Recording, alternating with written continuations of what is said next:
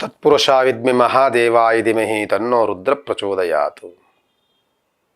ವೀಕ್ಷಕ ಸ್ನೇಹಿತರಲ್ಲಿ ಪ್ರಾತಃ ಕಾಲದ ನಮಸ್ಕಾರಾದಿಗಳನ್ನು ಮಾಡ್ತಾ ಈ ದಿನ ನೋಡಿ 1ನೇ ತಾರೀಕು ಸೋಮವಾರ. ಆಲೆ ನಮಗೆ ಏಪ್ರಿಲ್ ತಿಂಗಳು 2024 ಪ್ರಾರಂಭವಾಗಿ 4 ತಿಂಗಳುಗಳ ಕಾಲ ನಾವು ಕಾಲವನ್ನೇ ಕಳೆದ್ವಿ. 4ನೇ ತಿಂಗಳು ಬಂತು. ಈಗ ಸಪ್ತಮಿ ಮೂಲಾ ನಕ್ಷತ್ರ. ಈ ಮೂಲಾ ನಕ್ಷತ್ರ ಬಂದಾಗ ಬಹಳ ಜನಗಳು ಮೂಲಾ ನಕ್ಷತ್ರ ಅಂದ್ಕೊಳ್ತಾರೆ. ಆದರೆ ಮೂಲಾ ನಕ್ಷತ್ರ ಉತ್ತಮವಾಗಿರುವಂತಹ ನಕ್ಷತ್ರ. ಸ್ವಲ್ಪ ದೋಷಗಳಿಂದ ಕೂಡಿರುತ್ತೆ ಜನನ ಕಾಲಕ್ಕೆ ಮಾತ್ರ. ಆದರೆ ಆ ನಕ್ಷತ್ರ ಸರಸ್ವತಿಯ ನಕ್ಷತ್ರ. ಅದು ಆ ನಕ್ಷತ್ರದಲ್ಲಿ ಹುಟ್ಟಿದಂಥವ್ರಿಗೆ ಒಳ್ಳೆ ವಿದ್ಯೆ ಪ್ರಾಪ್ತಿಯಾಗುತ್ತೆ, ಬಹಳ ಅನುಕೂಲಕರವಾಗುತ್ತೆ.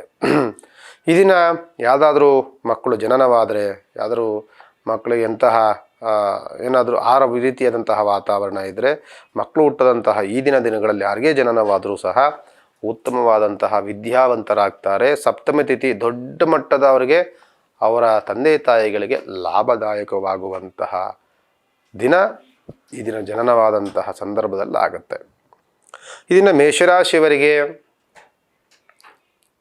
ತುಂಬ ಉತ್ಸಾಹದಲ್ಲಿದ್ದೀರಿ, ತುಂಬ ಆಲೋಚನೆಗಳನ್ನು ಮಾಡ್ತಿರ್ತೀರಿ, ಪೂರ್ವಾರ್ಜಿತ ಸಿದ್ಧತೆಗಳನ್ನು ಮಾಡಿದ್ದೀರಿ. ನೀವು ಆದರೂ ಸಹ ಸಣ್ಣ ಪುಟ್ಟ ಎಳುವಂಥದ್ದು, ತೊಡರುವಂಥದ್ದು, ಮಾಡುವಂಥ ಕೆಲಸದಲ್ಲಿ ಭಿನ್ನಾಭಿಪ್ರಾಯಗಳು ಬರುವಂಥದ್ದು, ಕೆಲಸ ಮಾಡುವಂಥ ಜಾಗದಲ್ಲಿ ಕಿರಿಕಿರಿ ಮಾಡಿಕೊಳ್ಳುವಂಥದ್ದು, ಸ್ವಲ್ಪ ಮನಸ್ತಾಪಗಳನ್ನು ಮಾಡುವಂಥದ್ದು, ನಿಮ್ಮನ್ನು ಕಂಡಾಗ ಹೊಟ್ಟೆವರಿ ಪಡುವಂತಹ ಜನಗಳು ನಿಮ್ಮ ಕೆಲಸ ಮಾಡುವಂತಹ ಜಾಗದಲ್ಲಿ ಇರ್ತಾರೆ. ಜಾಗ್ರತೆಯನ್ನು ವಹಿಸಿ. ವೃಷಭ ರಾಶಿಯವರೆಗೂ ಸಹ ಮಾಡುವಂತಹ ಕೆಲಸದಲ್ಲಿ ತುಂಬ ಮುನ್ನಡೆ ಆಗುತ್ತೆ. ನಿಮಗೆ ತುಂಬ ಮುನ್ನಡೆಗಳು ನಡೆಯುತ್ತೆ, ತುಂಬ ಕೆಲಸ ಕಾರ್ಯಗಳು ಆಗುತ್ತೆ, ಹಣಕಾಸಿನ ವಿಚಾರಗಳು ನಡೆಯುತ್ತೆ. ನಿಮಗೆ ಎಲ್ಲವೂ ಸಹ ಇದ್ದರೂ ಸಹ ನಿಮ್ಮನ್ನು ಸ್ವಲ್ಪ ಅವಹೇಳನವಾಗಿ ಮಾತನಾಡುವಂಥವರು, ನಿಮ್ಮ ಉತ್ಸಾಹದಲ್ಲಿ ಇರುವುದಕ್ಕೆ ಕಾಲೆಳೆಯುವಂತಹ ಜನಗಳು, ನಿಮ್ಮ ಮನಸ್ಸಿನ ಚುಚ್ಚು ಮಾತನಾಡುವಂತಹ ಜನಗಳು, ನಿಮ್ಮ ಅವಹೇಳನಕರವಾದಂಥ ಮಾತುಗಳನ್ನಾಡಿ, ಸಣ್ಣ ಸಣ್ಣ ಮಾತುಗಳನ್ನಾಡಿ ನಿಮ್ಮ ಕೆದಕಿ ನಿಮ್ಮನ್ನು ಜಗಳಕ್ಕೆ ಕರೆಯುವಂತಹ ಗೊಂದಲಗಳನ್ನು ಸೃಷ್ಟಿ ಮಾಡುವಂಥ ಜನಗಳಿರ್ತಾರೆ. ಜಾಗ್ರತೆಯನ್ನು ವಹಿಸಿ. ನಂತರದಲ್ಲಿ ಮಿಥುನ ರಾಶಿಯವರಿಗೆ ವ್ಯಾವಹಾರಿಕವಾದಂಥ ಜೀವನ ಚೆನ್ನಾಗಿದೆ, ತುಂಬ ಉತ್ತಮವಾದಂತಹ ಸಾಂಸಾರಿಕ ಜೀವನ ತುಂಬ ಚೆನ್ನಾಗಿದೆ.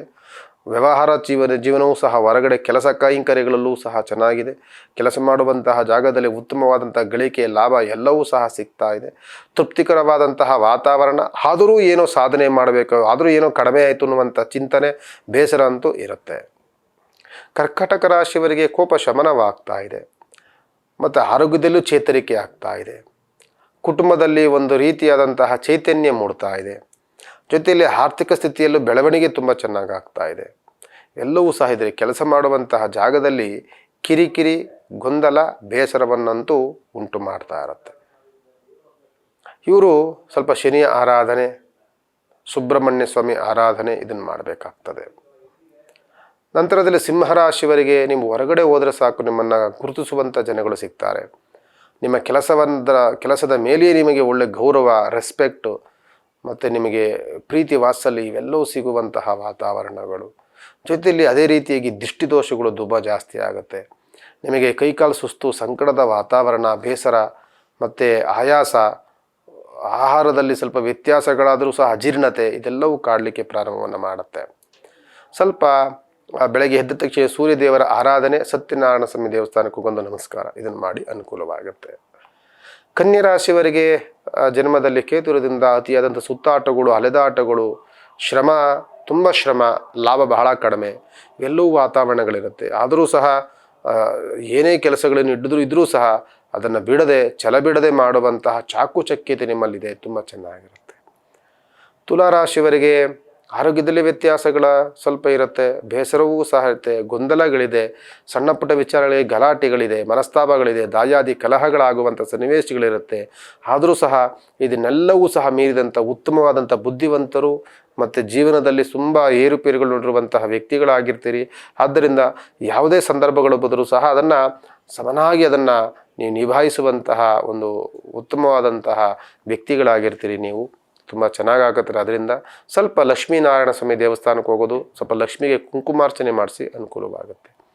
ವೃಶ್ಚಿಕ ರಾಶಿಯವರೆಗೂ ಸಹ ಹಣಕಾಸಿನ ವಿಚಾರದಲ್ಲಿ ಉತ್ತಮವಾದಂತಹ ಲಾಭ, ವೈವಾಹಿಕ ಜೀವನದಲ್ಲಿ ಉತ್ತಮವಾದಂಥ ಬೆಳವಣಿಗೆ, ಕೆಲಸ ಮಾಡುವಂತಹ ಪ್ರಶಂಸೆ, ಸರ್ಕಾರಿ ಕೆಲಸಗಳಲ್ಲಿ ಮನ್ನಣೆ ಮತ್ತು ಕೋರ್ಟು ಕಚೇರಿಗಳಲ್ಲಿ ಜಯದ ವಾತಾವರಣ ಇವೆಲ್ಲ ಸಿಗುವಂತಹ ವಾತಾವರಣ ವೃಶ್ಚಿಕ ರಾಶಿಯವರಿಗಿದೆ.